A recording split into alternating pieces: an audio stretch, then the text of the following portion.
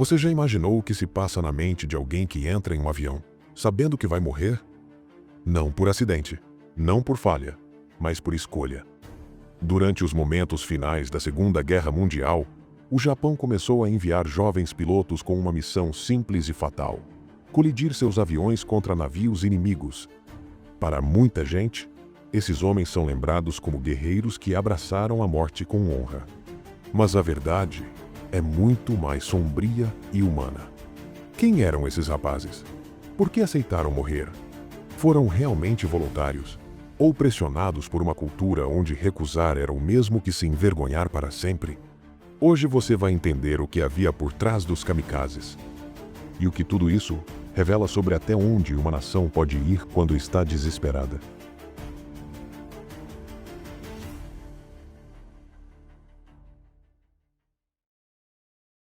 Em 1944, o Japão enfrentava um ponto de inflexão crítico na Guerra do Pacífico. Após 2 anos de avanços implacáveis dos aliados, suas frotas estavam desgastadas, suas fileiras de pilotos cada vez mais rarefeitas e seus recursos estratégicos à beira do esgotamento.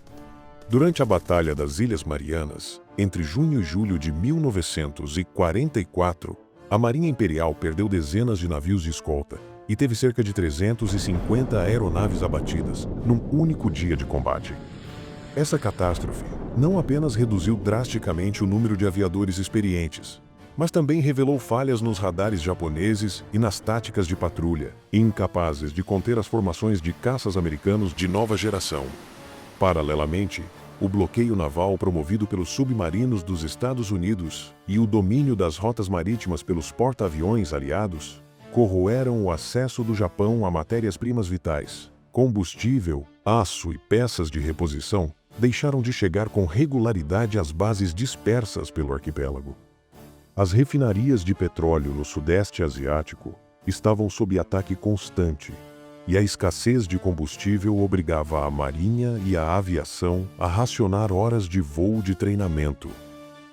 Em terra, o moral civil era golpeado por alertas de ataques aéreos sobre Tóquio e outras cidades portuárias. Sirenes tornaram-se rotina, e a população vivia sob o temor de missões de bombardeio estratégico que destruíam centros industriais.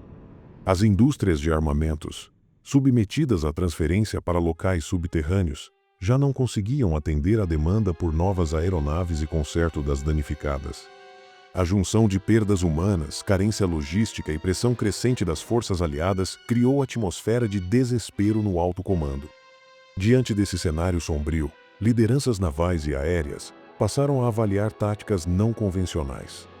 A ideia de empregar aviões como mísseis humanos emergiu como alternativa extrema para infligir danos diretos às frotas inimigas, servindo de medida de último recurso quando recursos normais se mostravam insuficientes.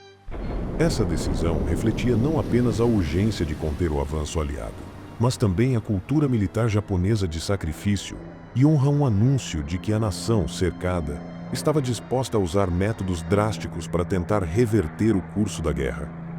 O capitão Motoharu Okamura era visto nos quartéis como um estrategista ousado, cuja carreira na aviação naval o levara de instrutor de voo a comandante de esquadrão em menos de uma década. Reconhecido por sua franqueza e por relatar sem rodeios as deficiências das táticas tradicionais, Okamura passou a defender um método radical em reuniões de Estado Maior: usar aviões como mísseis humanos para garantir impacto direto em navios inimigos. Ainda que chocante para os oficiais mais conservadores, sua proposta ganhou terreno à medida que os números de pilotos e aeronaves encolhiam, e os porta-aviões aliados continuavam intocados. Inicialmente, o vice-almirante Takijiro Nishi recebeu a ideia com ceticismo.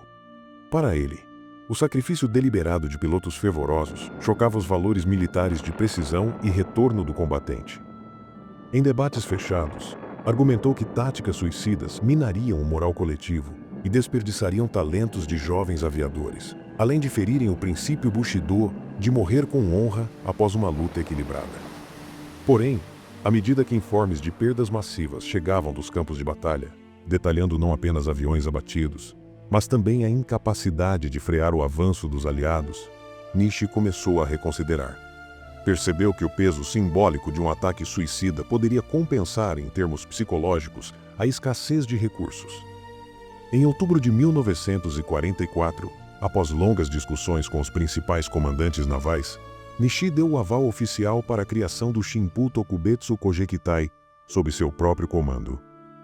A decisão foi selada num gabinete apertado, onde cartas de voluntariado e relatórios táticos foram adaptados, formalizando o novo Departamento Especial de Ataque.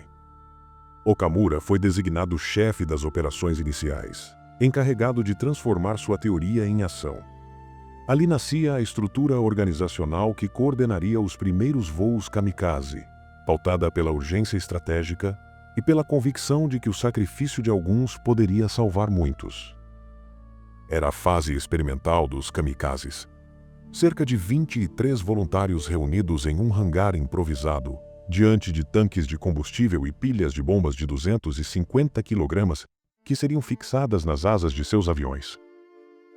A cerimônia inaugural, presidida pelo vice-almirante Nishi em pessoa, incluiu um breve discurso que exaltou o espírito de sacrifício e um ritual simbólico de passagem, no qual cada piloto recebia uma pequena bandeira nacional para levar ao combate. A logística daquela base improvisada refletia a urgência do momento. Suprimentos chegavam por um único aeródromo aliado capturado, e mecânicos trabalhavam dia e noite para adaptar os caça Mitsubishi Ases M0. As modificações removiam armamentos convencionais, metralhadoras e canhões, para economizar peso, e instalavam mecanismos de liberação rápida para as bombas, garantindo que após o mergulho final, o piloto não sofresse interferências mecânicas.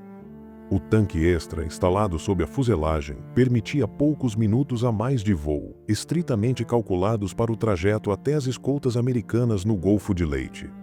A seleção daquele primeiro grupo concentrou-se em homens familiarizados com o Zero, instrutores e suboficiais experientes, muitos já ativos em combates de patrulha.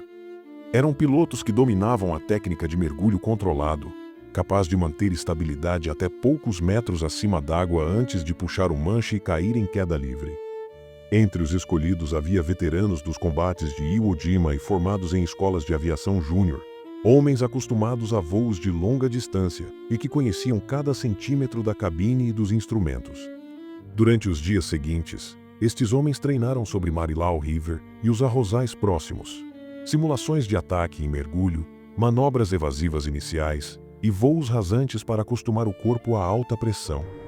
Cada decolagem era uma preparação meticulosa, checagem de bombas, revisão dos tanques e um último reconhecimento visual dos dutos de escape, antes de alinhar o Zero na pista e partir rumo ao sacrifício, marcando o nascimento tático de uma arma humana que redefiniria o conceito de guerra aérea.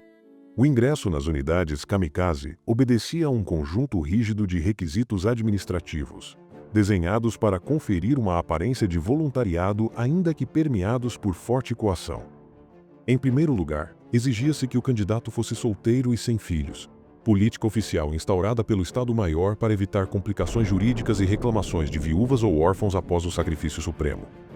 Essa exigência era verificada mediante certidão civil anexada ao dossiê de voluntariado.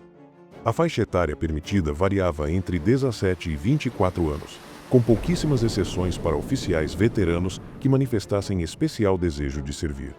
Em contraste com o treinamento extenso exigido para pilotos regulares, evidências indicam que os pilotos kamikaze frequentemente passavam por períodos de treinamento significativamente mais curtos, especialmente à medida que a guerra progredia e as perdas de pilotos aumentavam.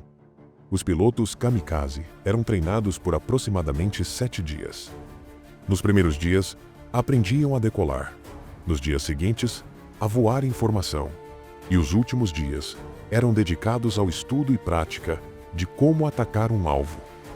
Uma vez aprovados, os pilotos ingressavam num estágio de treinamento cuidadosamente estruturado para acondicionar mente e corpo ao sacrifício inescapável. Aprendiam a executar mergulhos controlados em alta velocidade, mantendo o olhar fixo no alvo até os últimos segundos. As simulações incluíam passagens rasantes sobre a água a altitudes inferiores a 20 metros, forçando o fôlego e o equilíbrio, e voos de aproximação em formações, ensaiando breves manobras evasivas até o momento de engajar. Instrutores experientes monitoravam cada exercício, fazendo anotações sobre a precisão de ângulo de mergulho, a cadência dos controles e a serenidade em situações de alta pressão. Além das horas de voo, os candidatos passavam por exames médicos básicos, testes de visão para assegurar leitura precisa de instrumentos, avaliações cardíacas para suportar o estresse de mergulhos extremos e exames auditivos para detectar possíveis falhas no rádio de bordo. Nenhuma avaliação psicológica formal era conduzida. A fortaleza mental era inferida pelo desempenho em campo e pela reputação de disciplina daqueles que pediam lugar nas fileiras especiais. Na véspera de cada missão, rituais simbólicos reforçavam o comprometimento irreversível do piloto. Realizava-se uma pequena cerimônia shintoísta de purificação, onde sacerdotes locais improvisavam bênçãos sobre as asas soldadas de cada Mitsubishi Zero. Em seguida, recebiam o senimbari, um cinto de tecido carregado com 1000 nós feitos por mães e esposas em prece, como talismã de proteção espiritual. O ritual era concluído com o compartilhamento de uma taça de saquê, selando, em silêncio ou breves votos, o pacto de honra que tornaria o retorno impossível e a morte inevitável. Os primeiros ataques kamikaze foram lançados em 25 de outubro de 1944, durante a Batalha do Golfo de Leyte, quando esquadrões de 5 aviões Zero realizaram aproximações coordenadas a baixa altitude e imobilizaram sistemas de defesa inimiga antes do mergulho final. O impacto desse método ficou evidenciado quando o USS St. Louis, um porta-aviões de escolta, foi atingido e afundado, comprovando que um único avião carregado de explosivos podia provocar destruição comparável a um torpedo convencional, mas com efeito surpresa e custo psicológico elevado sobre a tripulação adversária. Com a progressão das operações e o avanço aliado em Okinawa e Iwo Jima, a tática kamikaze foi ampliada para incluir ataques em ondas sucessivas, onde os primeiros grupos atraíam o fogo antiaéreo, abrindo caminho para os subsequentes. Estatísticas compiladas pelas forças aliadas estimam cerca de 3.800 missões kamikaze até agosto de 1945. Dessas, aproximadamente 34 provocaram o afundamento de navios de grande porte, e mais de 300 destroços de diferentes categorias registraram danos críticos. A taxa média de acerto situou-se entre 10% e 15%, mas o deslocamento de recursos para escolta e defesa antiaérea elevou o custo operacional dos aliados além dos danos diretos infligidos. Para contornar o aprimoramento das defesas inimigas, foram implementadas modificações táticas, voos de cruzeiro rasantes reduziam a detecção por radar, e pequenas alas de ataque realizavam investidas simultâneas vindas de diferentes direções, sobrecarregando as baterias antiaéreas. A logística de apoio a essas operações exigiu turnos contínuos de manutenção, fabricação simplificada de componentes e coordenação de combustível entre bases isoladas. Aviões danificados por fogo antiaéreo eram rapidamente substituídos por reservas improvisadas, e rotas de voo eram ajustadas diariamente conforme as condições meteorológicas e o movimento da frota inimiga. Com essa adaptabilidade, o programa Kamikaze manteve-se funcional até os últimos dias do conflito, evidenciando a capacidade dos japoneses de inovar taticamente mesmo em condições de escassez extrema. A propaganda também desempenhou papel central.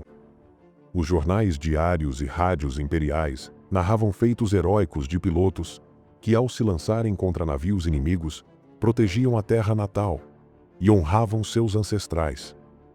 Pôsteres espalhados pelas cidades mostravam jovens sorridentes vestidos com uniformes de voo, segurando espadas cerimoniais ou bandeiras do sol nascente. Histórias, muitas vezes, embelezadas e até inventadas, relatavam como pilotos abatiam múltiplos inimigos antes do golpe final. A construção da imagem do kamikaze como um modelo supremo de virtude criou um ambiente em que não se sacrificar parecia covardia. Além disso, o conceito do Bushido, o antigo código de honra dos samurais, foi reinterpretado e amplamente disseminado entre os recrutas. A morte pela pátria era apresentada como o ápice da lealdade e coragem. Os jovens, educados desde a infância no respeito absoluto ao imperador como uma figura divina, internalizavam a ideia de que morrer por ele era uma forma de transcendência espiritual. Assim, entre a pressão social, a lavagem ideológica e a doutrinação cultural, muitos pilotos encontraram pouca margem real de escolha. O legado dos pilotos kamikaze é um dos mais complexos e controversos da história contemporânea do Japão.